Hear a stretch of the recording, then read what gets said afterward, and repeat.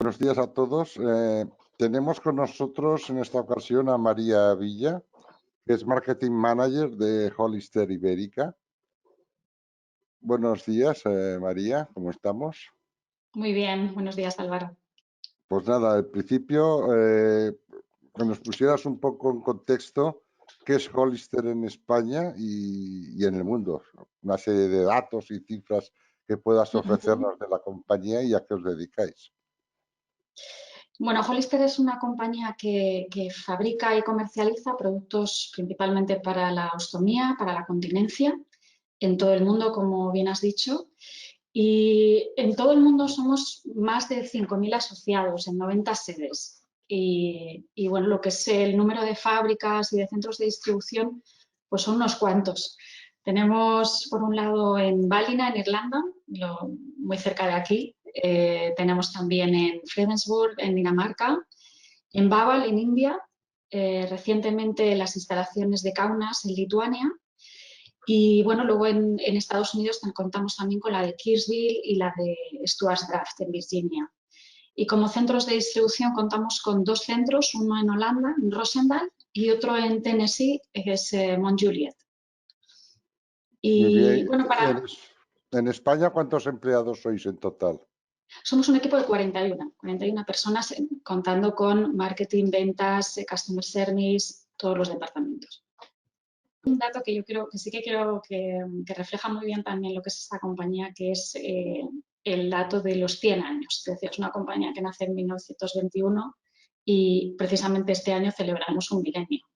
Así que para mí es uno de los datos más significativos realmente del éxito de esta compañía. En referencia al fenómeno COVID que estamos padeciendo todos desde hace más de un año, ¿cómo se ha Sí, adaptado Hollister y más que nada los empleados de Hollister a la pandemia?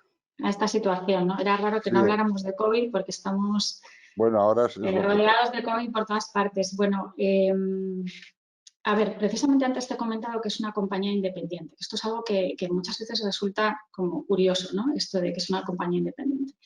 Y esto significa precisamente que al no estar participada en bolsa, al no estar, vamos a decir, no depender tanto del vaivén y los vaivenes del mercado, de decisiones externas a nosotros, es decir, de decisiones de inversores, digamos que tenemos también más independencia a la hora de gestionar nuestros propios recursos y a la hora de acometer situaciones tan complicadas como la que hemos vivido y la que seguimos viviendo, ¿no? De la pandemia.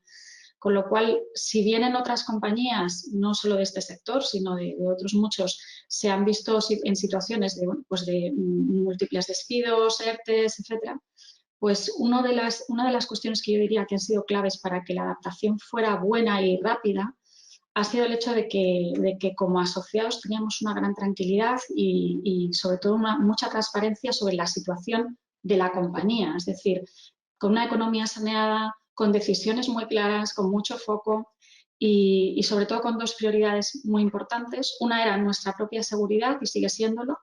Y por otro lado, el asegurar un suministro, que esto también es una preocupación en el día a día, especialmente, no voy a decir que no lo sea para un customer service y lo sea para marketing, lo sea para ventas, es para todos, ¿no? Pero desde luego que hay departamentos que directamente dicen, bueno, no puede ser, ¿no? Que por esta pandemia no podamos suministrar bien los productos y esto ha sido también una de nuestras prioridades y que hemos podido pues llevar a cabo con éxito, ¿no? Este suministro. Y la adaptación en España, por concretar más nuestro caso, la verdad es que ha sido muy veloz, ha sido muy rápida. No nos lo esperábamos para nada, porque yo creo que es una situación tan nueva y tan retadora que uno no se hace a la idea de qué va a pasar, ¿no? Pero ha habido, yo creo que tres cuestiones que han sido claves. Una es el sentido de la unidad y de foco que teníamos todos en el equipo, es decir, el saber a dónde vas y tener la tranquilidad que te transmiten para ti y para tu familia, creo que es clave para saber que puedes realmente dar los pasos que tienes que dar, ¿no? Uno no Sí. quiere que todo cambie al 100% porque si no eso sí que es un poco caos. Y por otro lado, dos cuestiones más. Una es la escucha a los profesionales, es decir, entender que era un momento diferente y por tanto también ellos necesitaban cosas distintas. A veces necesitaban distancia y respeto simplemente, ¿no? Y hay que empatizar también con esa situación.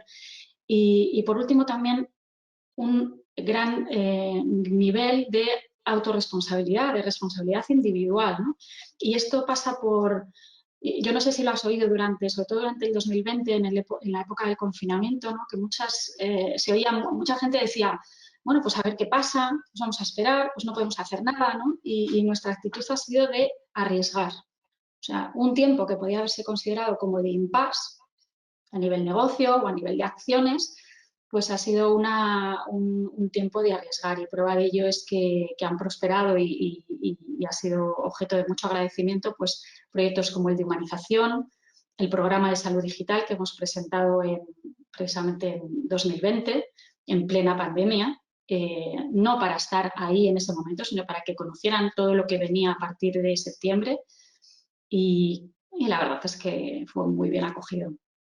En vuestro proceso de escucha que comentabais, de escucha a los profesionales, ¿qué necesidades no cubiertas en sanidad habéis detectado con más relevancia?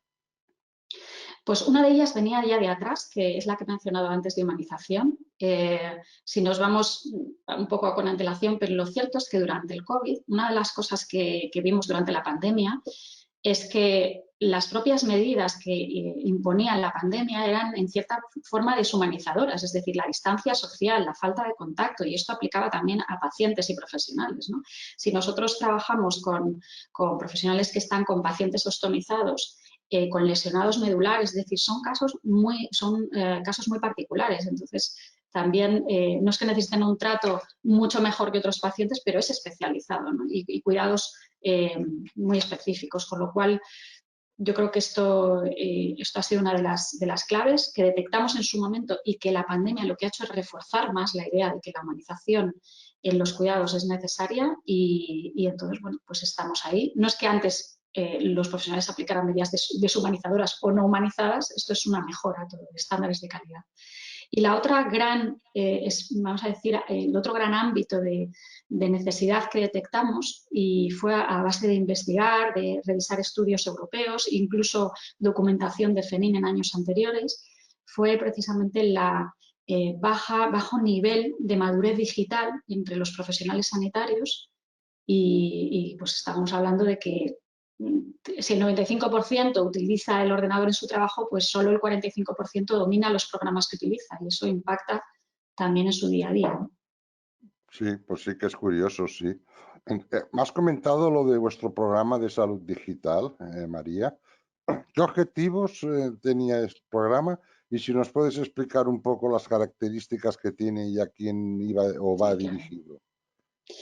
Pues mira, objetivos, yo los voy a recoger un poco en tres, porque te metes en el programa y ves un montón de todo como muy desglosado, pero como objetivos generales, el primero es capacitar a los profesionales sanitarios del ámbito, obviamente, que estamos trabajando nosotros, de la osteotomía y la continencia, en esas competencias digitales, en esas tecnologías de la información aplicadas a la salud. Por lo que he comentado también, es decir, si los estudios nos están diciendo eso, no es que nosotros nos imaginemos, y además hicimos durante el periodo de septiembre a noviembre de 2020, es decir, también durante la pandemia, pero de forma online, una evaluación para ratificar que efectivamente lo que decían esos estudios europeos también lo corroboraban los profesionales que visitamos habitualmente.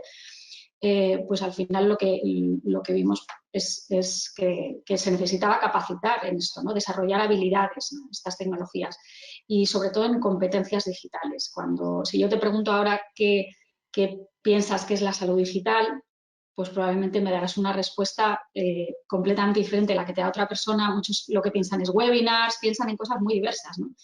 Este programa está muy centrado en la capacitación en competencias digitales, aparte de algunos otros aspectos, pero fundamentalmente en esto, ¿no? Y son competencias que han sido reconocidas en el ámbito europeo, o sea, no es que nos las hayamos inventado en Hollister, ¿no?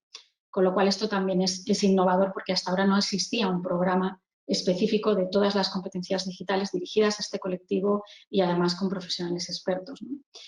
Y una segunda característica que va ligada a la primera, de capacitación a los profesionales, es la de mejorar la calidad asistencial. Es decir, está íntimamente ligado el que tú estés más preparado en las tecnologías de la información aplicadas a la salud, con que des unos cuidados mejores a tu paciente. Pues si tu paciente no entiende lo que le dice, no le llevas a webs fiables, no sabes a lo mejor recoger determinados indicadores de calidad para poder hacer luego una evaluación y poder tomar decisiones clínicas, bueno, pues todo esto está relacionado con la salud digital. De hecho, la salud digital no es que no existiera en términos de competencias digitales antes del COVID. Parece que ha venido la pandemia, entonces todo es digital, ¿no?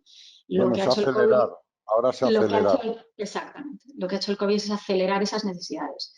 Y un último objetivo que está ligado a todo ello también es el de manifestar desde Hollister nuestra corresponsabilidad con ese proceso de transformación digital. O sea, nos damos cuenta de que las competencias digitales es algo que no se aprende en la facultad, no se lo enseñan a los profesionales, es algo que muchas veces es autodidacta, que muchos, precisamente porque no era una cosa que parecía tan imprescindible, habían ido dejando, ¿no? Y que ahora con la pandemia se ha puesto de manifiesto que o estás o es que la calidad de los cuidados puede bajar considerablemente, ¿no? Y es que te entiendan tu paciente, ¿no? Sí, claro. En vuestro trabajo de campo que habéis hecho con los profesionales, te voy a pedir que les pongas una nota en global, de competencias digitales. Si tuvieras que poner una nota de 0 a 10, ¿en qué estado os encontrasteis al inicio a los profesionales en cuanto a su aptitud en competencia digital? ¿Los aprobarías? ¿Estaban suspendidos todos? No, no estaban suspendidos para nada y había diversidad. Lo que sí que vimos es en una muestra de aproximadamente 150 169 profesionales, lo que sí que vimos es que se replica lo que se vio en estos estudios de hace 1 y 2 años, ¿vale? Es decir, es bastante similar en algunos casos, sobre todo en algunas competencias, porque lo que hacíamos era evaluar cada una de ellas. Sobre todo en alfabetización digital vimos que había grandes necesidades, es decir, en aspectos como lo que es el conocer realmente el cómo navegar y obtener información segura y fiable desde lo que es pues de medios online, lo que es manejar herramientas de ofimática pero aplicadas a lo que ellos hacen en su día a día, es decir, programas en los que sacan información para su día a día, desde presentar un póster para un congreso hasta elaborar una documentación para un estudio, etcétera, hacer tablas dinámicas en un Excel, etcétera, pero todo aplicado a lo que es la salud. Pues esto la verdad es que se vio que había un nivel y una demanda muy alta, ¿no? Había un nivel bajo con una demanda muy alta. En otras áreas había un nivel un poquito superior. Estamos con competencias digitales, pues hablamos de gestión eficaz de la información científico-sanitaria, creación de contenidos, comunicación 2.0, colaboración en red, o sea, todas estas competencias que están reconocidas en el ámbito europeo. Y bueno, pues había variabilidad, pero la alfabetización digital, que es algo que parece un poco lo básico, es algo en lo que se ha demandado pues muchísimo apoyo, muchísima ayuda. Sí, parece ser, María, que ahora lo que es telemedicina es un servicio que se va a ofrecer más, ¿verdad? Con los pacientes. De cada X visitas, que muchas puedan hacerse en remoto, para descargar un poco la presión del sistema. Claro, a ver, la teleconsulta o la asistencia en remoto al final sí que es cierto que por un lado descarga el sistema, es mucho más eficiente, pero también descarga a veces al paciente. O sea, si a mí me dan la opción, y yo lo he dicho muchas veces, pues al Ramón y Cajal o al clínico que no hay quien Sí. aparque, a mí me dan la opción de darme un servicio de calidad por teléfono cuando no es imprescindible que yo esté físicamente en un hospital. Si además soy inmunodeficiente, que no tenga que exponerme pues a una infección nosocomial, etcétera, por el hecho de estar en un hospital, pues creo que tiene mucho sentido, ¿no? Siempre que sea posible, es decir, hay casos en los que es obviamente el tú a tú o simplemente la necesidad de hacer una prueba diagnóstica te exige estar físicamente en un hospital. Y cuando te preguntaba antes, ¿qué se te viene a la cabeza cuando te pregunto por salud digital? Precisamente la teleconsulta es algo que se habla mucho más ahora cuando se habla de salud digital. La teleconsulta, dentro de lo que es nuestro programa, es algo que se ha trabajado en el nivel básico. Es decir, antes me preguntabas por qué caracteriza este programa. Bueno, pues es un programa versátil, está integrado dentro de un marco mayor que es Hollister Education y tiene desde el nivel básico, nivel especializado, que es donde más se profundiza en competencias digitales, a un nivel avanzado con más de experto, ¿no? Y en el nivel básico es donde se ha trabajado de manera presencial y con psicólogos en saber llevar una adecuada comunicación en asistencia en remoto, porque es una comunicación muy diferente. No tiene nada que ver con esa comunicación face-to-face y mucho más cuando estamos hablando de pacientes que no son precisamente pacientes de 20 años, ¿no? Estamos hablando de pacientes muchas veces que no están habituados a las tecnologías, ¿no? Sí, no, hombre, una gran parte de las visitas, evidentemente, como dices, se pueden hacer en remoto porque, por ejemplo, para comentar los resultados de unos análisis, no es preciso Exacto. tener al paciente presente, puedes comentarlo perfectamente por una teleconferencia. Ahora, hay otras ocasiones que, evidentemente, el paciente ha de estar presente. Sí, Eso bueno, es. pues nada más, María, si quieres añadir algo. El objetivo de la entrevista era básicamente que nos comentaras principalmente vuestro programa de salud digital, que lo has hecho perfectamente, lo cual te agradecemos. Si quieres Un placer. añadir alguna cosa más, María.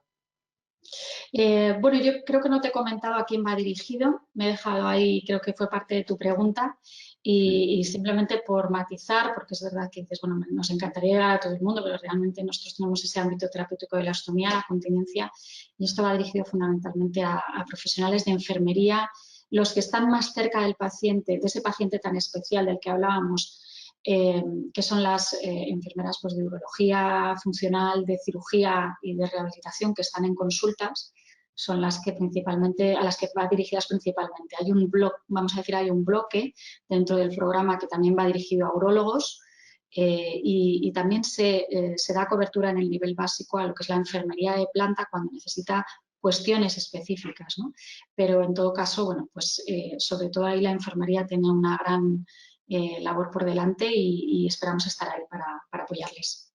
sí, yo he visto algún enfermero que es bastante proactivo en temas digitales. Hay algunos Sí, sí, enfermeros que sí, tienen blogs y tienen webs y los desde he visto, luego. sí. Sí, de hecho, entre los formadores de este programa, pues contamos con un enfermero que además es abogado, que es un perfil muy curioso, ¿no? No es habitual ver esto, ¿no? Con lo cual, en temas de ciberseguridad va a poder dar mucho apoyo.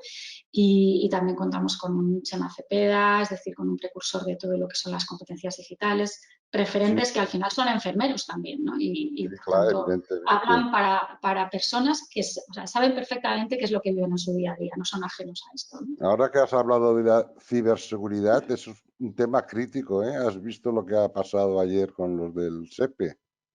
Esto va a Sí, ser, sí. es un gran reto que nos vamos a enfrentar todos los que estamos en el tema digital, porque esto es terrible, ¿eh?